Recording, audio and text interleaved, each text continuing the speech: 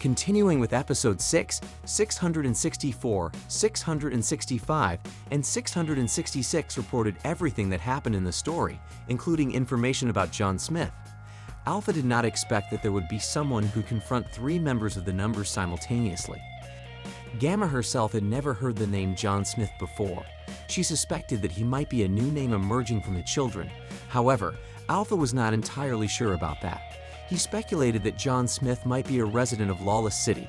Suddenly, 666 interrupted the conversation, stating that John Smith's abilities were extraordinary.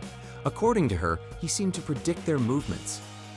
664 panicked as 666 behaved disrespectfully in front of Alpha. Despite this, 666 continued speaking. Moreover, 666 mentioned that John Smith's strength was comparable to the Seven Shadows. Eventually, 664 and 665 forced 666 to stop talking and bid farewell to leave the room. After hearing the report, Alpha decided to send Delta to handle John Smith. Gamma also felt that it was the best choice. At the moment, John Smith was relaxing inside the counterfeit money distribution train. Through the window, he saw something matching the train's speed in the distance. It seemed to be Delta. Shortly after, Delta forcefully broke into the carriage where John Smith was located. As usual, Delta attempted to attack in her extreme style. However, John Smith, who was already familiar with Delta's fighting style, could restrain her with his threat. After that, Delta shouted until the carriage's cover was shattered. From the floating pieces of the carriage, Delta tried to attack from there. Nevertheless, this method still couldn't defeat John Smith. In the end, Delta couldn't move, trapped by the threads. Then, John Smith approached Delta. He said the same thing he had said to the three numbers members. However, as John Smith approached, Delta smelled a familiar scent. She finally realized that the man in front of her was her master. Delta easily freed herself and immediately hugged John Smith, or Sid. Whether he liked it or not, Sid had to indulge Delta as usual. He also inquired about why Delta was here. As per her usual response, Delta was on a hunt as ordered by Alpha. More precisely, she was hunting down John Smith. However, upon learning that John Smith was her master, Delta immediately declared that she wouldn't win.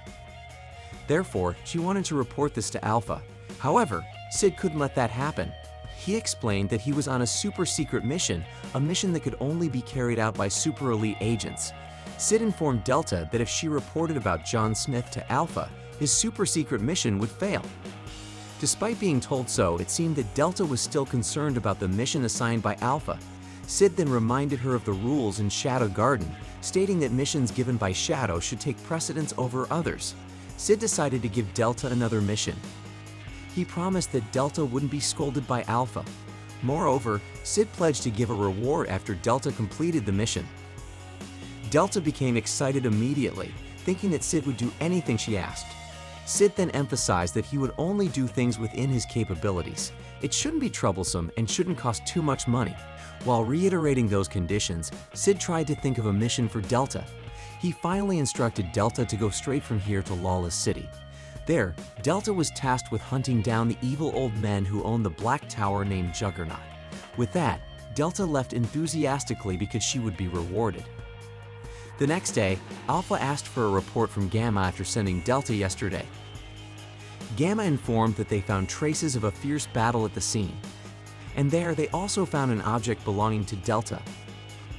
All Shadow Garden members knew that Delta would never leave her mission, even though she might be a bit foolish. She would always obey Alpha's words. Therefore, they assumed that Delta had died. Alpha still instructed Gamma to continue the search. At least she wanted to retrieve Delta's body. Although not very visible, Alpha was actually feeling very irritated and angry. Gamma also reported that the distribution of counterfeit money was increasing. If this continued, the people would start doubting paper money. Sooner or later, people would come to Mitsugoshi to exchange money as well. However, Mitsugoshi currently did not have the assets for the estimated amount of exchange. John Smith needed to be eliminated quickly to address this issue. However, Alpha stated that the enemy had been targeting this situation from the beginning. The enemy's plan wasn't about collecting small change with counterfeit money. They aimed for the moment when Mitsugoshi and the Trade Federation were in conflict. John Smith intentionally lowered credit ratings and bankrupted both parties to seize everything. On the other hand, Gettin, who also made no progress, was visited by representatives from the church. However, Gettin didn't want to hear their complaints and immediately killed the messenger. In a certain place, Iris accidentally met Alexia, who was carrying a lot of books. Iris found it unusual for Alexia to return to the palace on a holiday. Alexia explained that she couldn't enter the school building as it was still under repair. Therefore, she chose to go to the palace to find vocational books. Iris was puzzled about why Alexia was reading vocational books. The books she currently carried varied, including law, engineering, economics, banking, and linguistics of ancient languages. Iris wondered if her sister wanted to become a scholar and distance herself from the path of the sword. However, Alexia explained that she had been awakened by many things. If she only wielded the sword blindly, it would never change. She would remain an outsider. If Alexia wanted to use her sword in the place she desired, she had to start by qualifying to be there first. Nevertheless, Alexia stated that she didn't neglect sword training either. For some reason, Iris immediately left without saying anything after hearing her sister's words. On that night, Shadow and Beta were seen together. While Shadow was shivering in the cold and writing in his notebook, Beta reported everything that had happened recently.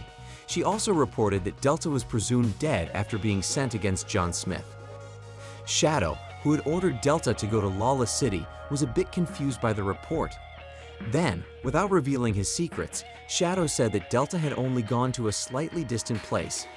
Beta interpreted it as Delta going to another realm. In fact, Shadow meant it literally.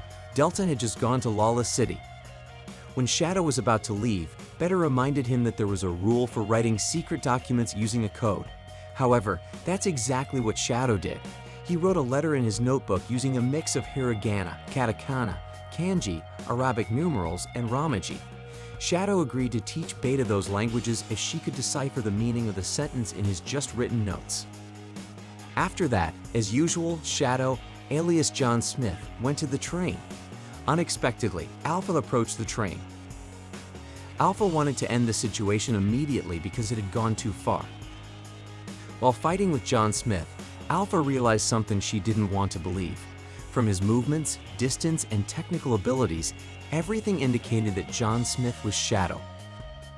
Alpha was, of course, wondering why Shadow was doing this. She also asked what happened to Delta.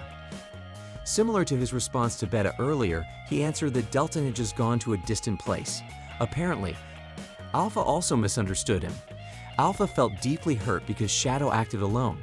She wanted to always be his support. She wouldn't understand if Shadow didn't explain it. However, once again, John Smith stated that Alpha would understand when everything was over, that this choice was the best. Then, even though Alpha tried to defeat John Smith, she remained powerless and eventually fell from the train. Now, John Smith and Yukon were collecting gold from the exchanged counterfeit money at their headquarters. They were just waiting for the downfall of the Trade Federation in Mitsugoshi. They also decided to stop all of this before the kingdom got involved. After that, Yukon finally recounted her past tragedy with Gettin. Back then, Yukon admired Gettin, so she accepted the marriage. Until one day, a war between major clans broke out near their place. Their village was affected and destroyed in an instant. Gettin eventually revealed his true nature. Since their alliance, he had suggested that their clan drink a potion from the church to gain strength for war. However, because Yukon's mother refused, others also refused, and out of vengeance, Gettin killed Yukon's mother during the chaos. Eventually, Gettin was defeated by the young Cid who happened to come to the village. Since that incident, Yukon lived as a slave and prostitute in the war. However, she continued to aim for the top using everything she had. Eventually, she succeeded in becoming the top in Lawless City. In this plan, Yukon didn't just intend to seek financial gain. She intended to take everything that Gettin had built.